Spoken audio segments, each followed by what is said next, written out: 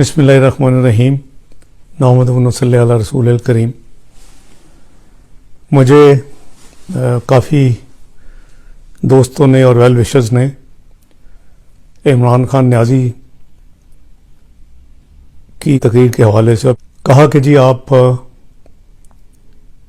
पर जो वो ज़ातियात पर उतरते हैं और हमले करते हैं, उसको आपको कम से कम एक दफ़ा ज़रूर अपनी पोजीशन या अपने व्यूज़ को क्लियर करना चाहिए।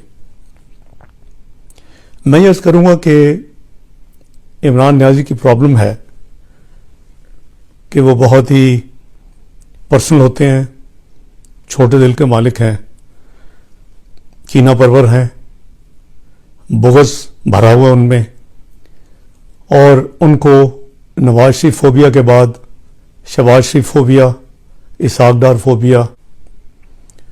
सियासत में कुछ इक़दार होती हैं, इखलाकियात होती हैं, उनको इसमें कोई बिलीव उनका नहीं है और वो इस सब की धज्जियां उड़ाते हैं टाइम एंड अगेन।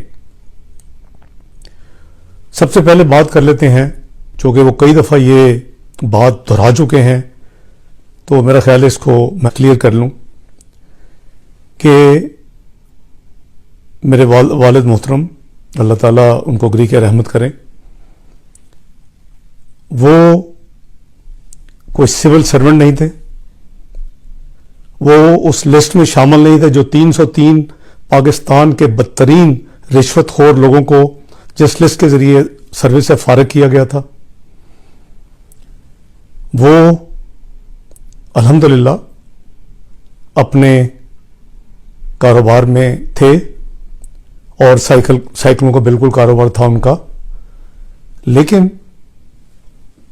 1947 के बाद कौन से अरबपति पाकिस्तान में या करोड़पति पाकिस्तान में आए थे? मां सिवाय उनके जो या तो ब्यूरोक्रेट्स सरकारी मुलाजमत में थे और अंग्रेज ने उनको नवाजा, या वो लोग जो साम्राज्य के जानवरों की मालिश करते थे और उनको फिर मुरब्बों के मुरब्बे उनको ज़मीन अलॉट की गई और उनको दी गई। ये दो कैटेगरीज के अलावा कोई भी पाकिस्तान में कोई बहुत बड़ा इंडस्ट्रियलिस्ट, कोई बहुत बड़ा सरमायाकार या कोई दौलतमंद कोई फैमिली उस वक़्त रेयर ही थी पाकिस्तान में। वैसे भी 60 की दिहाई की हम बात कर रहे हैं, और जब 60 की दिहाई थी मैं स्कूल गोइंग था और फिर कॉलेज गोइंग था।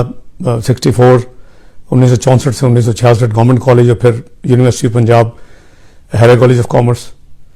तो उस ज़माने में मुझे याद है कि जो उनकी जो पार्टनरशिप थी, तो कभी नीला गुम्बद से अगर हम जाते थे, उनके दो हिस्से थे, एक उनका वहाँ था, एक शहर में था उनका बिजनेस। तो वो ज़माना था जब गवर्नर हाउस के आगे कुछ ना कुछ रात को ट्रैफिक होती थी, ना कोई लोग होते थे, सुनसान बेबान इलाका होता था। ये हम उस जमाने की बात कर रहे हैं, यानी करीबन आज से 55 साल पुरानी।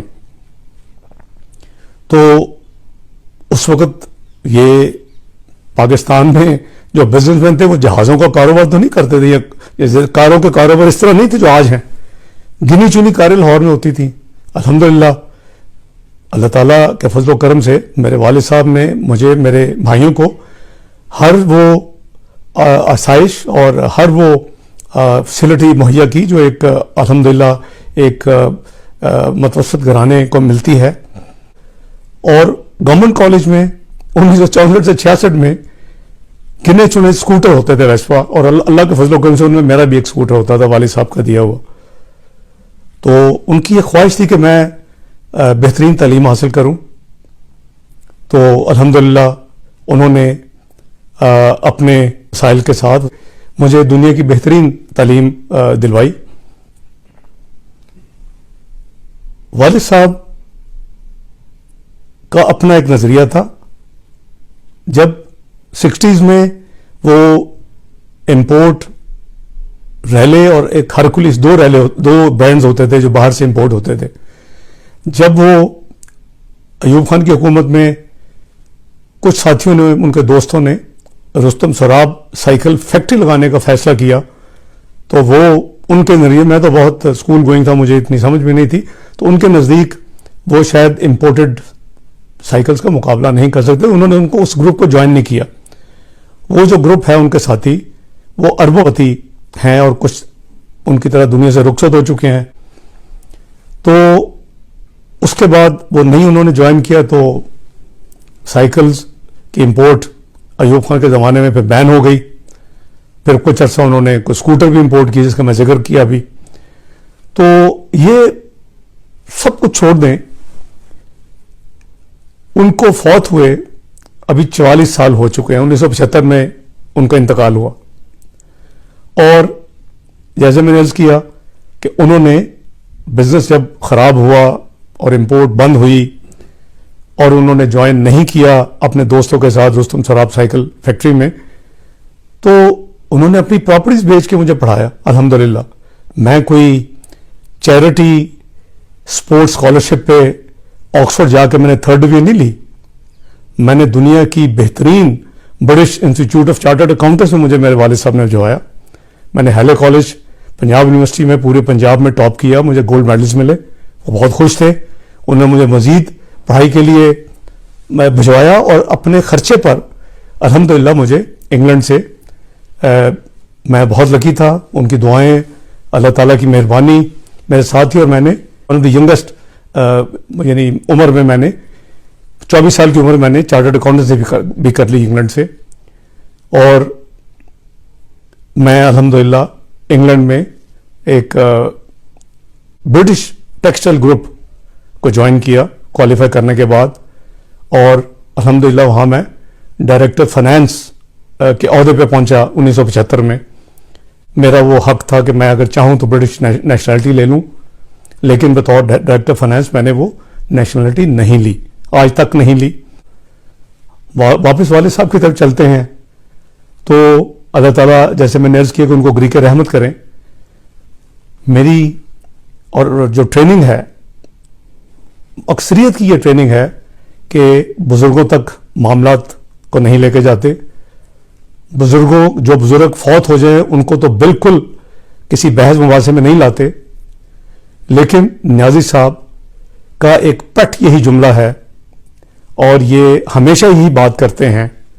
تو اس لیے میں نہ تو اپنے والد محترم کا مقابلہ ان کے والد صاحب سے کروں گا، نہ میں اپنے گرینڈ پیرنٹس کا ان کے گرینڈ پیرنٹس سے مقابلہ کروں گا. تو میں سمجھتا ہوں کہ بزرگوں کو ایک طرف رکھ دینا چاہیے. میری آپ سے لڑائی تو لو ہیٹ کا ریلیشن شپ آج سے نہیں ہے، آلموسٹ پچھلی 3 دہائیوں سے چل رہا ہے. جہاں اللہ کی بات آتی ہے، اللہ کے راستے کی بات آتی ہے، تو میں نے آپ کو ڈونیشنز دی. 1993 میں لاہور چیمبر کا صدر تھا، آپ میرے پاس آئے، میں نے ذاتی آپ کو ڈونیشنز اس وقت دی، دوستوں سے ڈونیشن لے کے دی. آپ میرے ذاتی دفتر میں آتے تھے گلبرگ میں ایم عالم روڈ پر. 1993 میں عارف نظامی صاحب کے بردر ان لا عظمت اشرف آپ کے ساتھ ہوتے تھے، اللہ بخشے ان کو فوت ہو چکے ہیں. اس وقت بھی الحمدللہ اللہ کی خاطر آپ کو مدد کی، وہ آپ پہ کوئی احسان نہیں ہے. پھر آپ میرے بچوں سے جن کو آپ نے بے پناہ تنقید کا نشانہ ٹائم اینڈ اگین بنایا، ان سے آپ ڈونیشنز لیتے رہے. اس کی رسیدیں موجود ہیں، لاکھوں روپے کی ڈونیشنز آپ لیتے رہے اس زمانے میں. وہ بھی اگین آپ کے اوپر کوئی احسان نہیں ہے. لیکن جب ایک پاکستان کی معروف چارٹرڈ اکاؤنٹنٹ فرم نے آپ کے شوکت خانم کے اکاؤنٹس میں یہ ڈسکلوز کیا کہ آپ نے ڈونیشنز کے پیسے جو ہیں اس سے جوا کھیلا، اس سے بی وی آئی کمپنی میں آپ نے انویسٹمنٹ کی جو ڈوب گئی، اور پھر آپ نے نئی ڈونیشن لے کے اس کو معاملے کو رفع دفع کیا. آپ کو یاد ہوگا وہ پٹیشن آپ کی سپریم کورٹ تک گئی تھی. تو میں سمجھتا ہوں کہ الحمدللہ میں آپ کو ہمیشہ مقابلہ کیا ہے. آپ پہ تو اتنی جرت نہیں ہے کہ 1993 میں جب آپ نے فارمل میٹنگ کے بعد انفارمل کافی کے اوپر بہت ہی ناشائستہ الفاظ استعمال کیے محترمہ بے نظیر بھٹو کے بارے میں، اور اس وقت لاہور کی جو میرے कोलीग्स थे और मेंबर्स थे, बड़े बड़े इंडस्ट्रियलिस्ट, मैं सदर था, वो बैठे हुए थे, वो तमाम गवाह है। तो आपकी अनफॉर्चुनेटली वो खबर छप गई, और वो खबर उस वक्त जो देने वाले थे वो आज के माशाल्लाह हामिद मीर साहब हैं, उनको वो तमाम वाक़या याद है। आपने भरपूर मिन्नतें की मेरी कि मैं अजमत अशरफ को मंसूब कर दूं, लेकिन मैंने आपको यही कहा कि अगर आप में जरूरत नहीं थी तो आपको अल्फाज नहीं लेने करने चाहिए थे उनके खिलाफ, और वैसे भी आपकी उनकी अदम मौजूदगी में आपको अल्फाज नहीं कहने चाहिए थे। और उस वक्त आपके अल्फाज क्या थे? जब मैंने आपको कहा कि मियां नवाज शरीफ ने आपको ज़मीन दी, मियां नवाज शरीफ ने आपको फाइनेंशियल शौकत खानम के लिए इमदाद दी और आप हमारी पार्टी ज्वाइन करें। मैं 1993 की आपको याद दिला रहा हूँ, Lahore chamber of commerce, mostly लोग अभी अल्हम्दुलिल्लाह जो मेरे साथी और सदूर थे उस वक्त, माजी के सदूर और जिंदा है, और आपने कहा कि मेरे बाप की तौबा में अगर सियासत में कभी आऊं, और वो तमाम के तमाम अगले 4 दिन की कार्रवाई पाकिस्तान के अखबारों में छपी, और आप ने कोई आपको शर्मिंदगी नहीं हुई। तो जैसे मैंने अर्ज किया कि मेरा ख्याल है कि ग्रैंड पेरेंट्स को वालदैन को तो इसमें से निकाल दें, हम आपस में आ जाएं। तो मैं आपका चैलेंज कबूल करता हूं। अल्हम्दुलिल्लाह मैंने आपकी तरह अरबों रुपए की ज़मीनें वालिद साहब से इनहेरिट करके डिक्लेयर नहीं की हुई। मेरा एक एक पैसा जो है वो डॉक्यूमेंटेड है। मेरा एक एक पैसा जो है, चाहे वो मैंने डोनेशंस दी हों, चाहे वो मैंने अपनी अर्निंग्स हों, वो तमाम डॉक्यूमेंटेड है। मैं अल्हम्दुलिल्लाह 1976 में जब डायरेक्टर फाइनेंस मैंने रिज़ाइन किया तो मुझे लिबियन गवर्नमेंट ने उस वक्त हायर किया, और मैंने वहाँ जो करीबन 2 साल गुजारे उसमें मैंने उनका इंग्लिश सेक्टर का ऑडिट सिस्टम 5 लोगों के साथ मिलकर सेटअप किया, और दुनिया की सबसे बड़ी जो ऑयल कंपनीज थी, ऑक्सीडेंटल, मोबिल, मैराथन, एसओ, उसका मुझे ऑडिट करने का अल्लाह ताला ने मौका दिया और मुझे वो तजर्बा मिला। मैं पाकिस्तान आया, पाकिस्तान में मैंने एक चार्टर्ड अकाउंटेंट फर्म में मेरी पार्टनरशिप हुई, मैं 3 साल वहां रहा।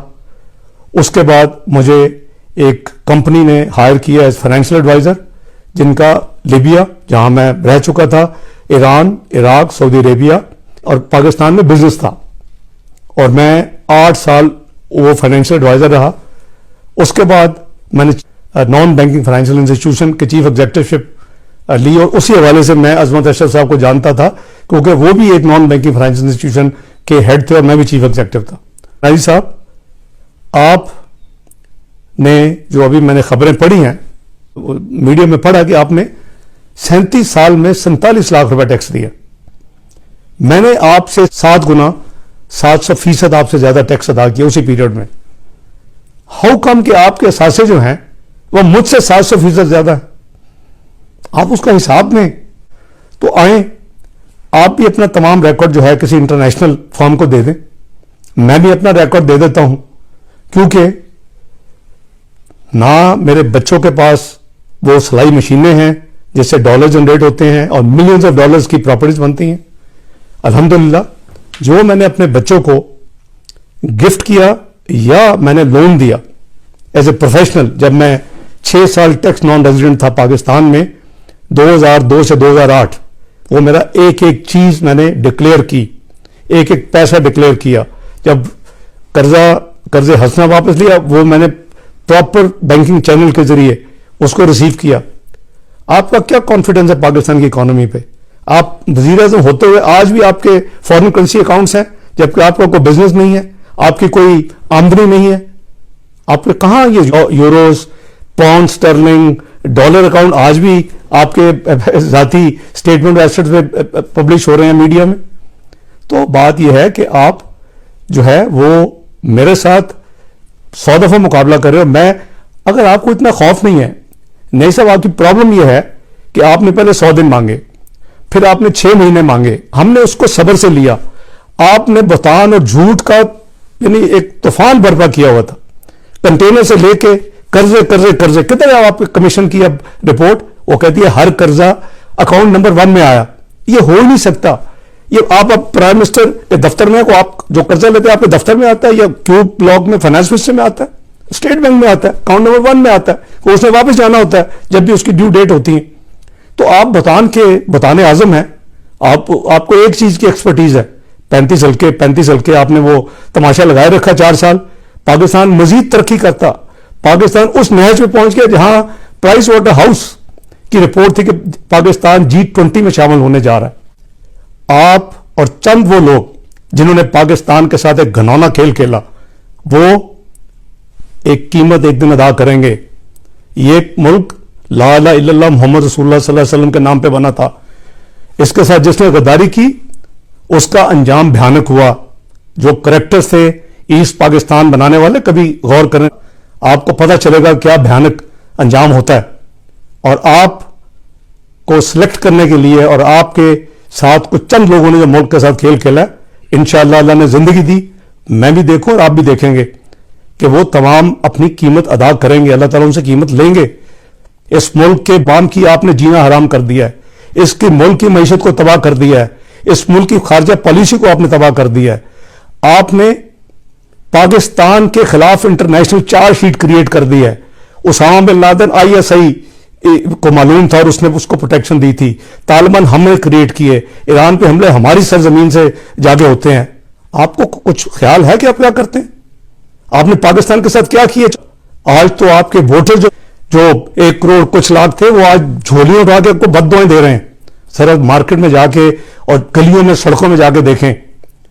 نیازی صاحب، الحمدللہ اللہ تعالیٰ نے مجھے حق حلال کی روزی کمانے ہمیشہ دی ہے، اور کو آپ کے پاس اللہ تعالیٰ نے سند نہیں دے دی کہ رزق آپ نے بانٹنا ہے. یہ جو دنیا کے جو بہت بڑے ارب پتی ہیں، 400 دنیا کے جو لوگ ہیں، اس کو دنیا کی 80% دولت ہے، وہ آپ کے سرٹیفکیٹ سے نہیں ملی، وہ اللہ تعالیٰ نے دی ہے.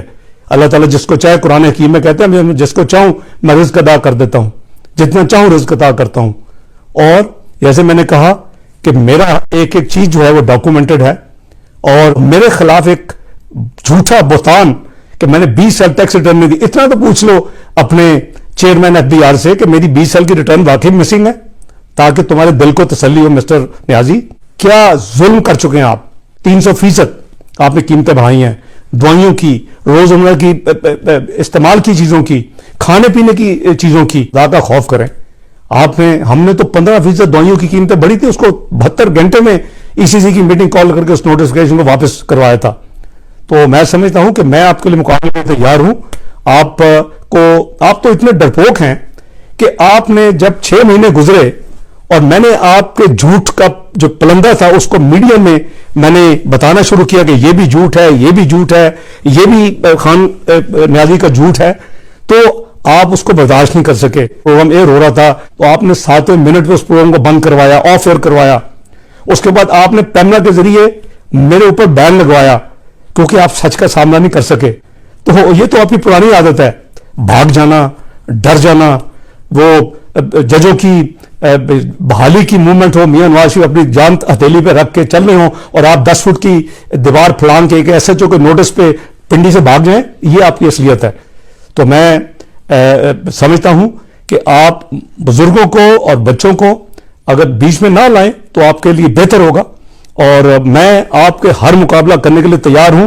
پیمرا کو اجازت دیں، آپ اپنی سٹیٹمنٹ دیں، آپ کو جو افلاطون ہیں جتنے ہیں ان کو لیں، میں مقابلہ کروں گا اور ثابت کروں گا کہ you have round Pakistan economy. آپ نے پاکستانیوں کی 22 کروڑ عوام کا جینا حرام کر دیا ہے. آپ نے پاکستان میں وہ معیشت کی تباہی کی ہے کہ جو 71 سال میں نہیں ہو. آپ تو کہتے تھے میں 10,000 قرضہ واپس کروں گا، اور آپ نے آتے ہی پہلے سال میں سارے ریکارڈ توڑ دیے. 71 سال کا آپ نے جو ہے قرضہ، اس کا قریباً 30% قرضہ 1 سال میں بڑھا دیا. آپ تو یو ٹرن کے ماسٹر ہیں. تو میں سمجھتا ہوں کہ آپ ذرا ہوش سے کام لیں اور آپ ذاتیات پہ نہ آئیں، اور آپ پیمرا کو اوپن کریں. اپنے جتنے افلاطون لائیں، میں لائیو ڈیبیٹ کے لیے تیار ہوں، اور میں ثابت کروں گا کہ آپ نے جو پاکستان کی تباہی کی ہے وہ 71 سال میں کسی حکومت نے نہیں کی. تو میں سمجھتا ہوں کہ اللہ تعالیٰ آپ کو ہدایت دیں، اور اگر آپ کی ہدایت آپ کے نصیب میں نہیں ہے تو اللہ تعالیٰ پاکستان کی جان آپ سے چھڑائیں. اس 22 کروڑ عوام پہ اللہ تعالیٰ رحم کریں تاکہ پاکستان کے 22 کروڑ معصوم لوگ جو ہیں وہ آگے جا سکیں، ان کا کوئی مستقبل ہو. آپ نے ایک نیوکلیر پاور جو اکنامکلی ساورن ہونے جا رہا تھا، جو G20 میں شامل ہونے جا رہا تھا، جو کہ آئی ٹو آئی پہ سب سے بات کرنے کے لیے مسلم امہ کی لیڈ کرنے کی قابلیت رکھتا، آپ نے اس ملک کے ساتھ بہت بڑا گھناؤنا کھیل کھیلا ہے۔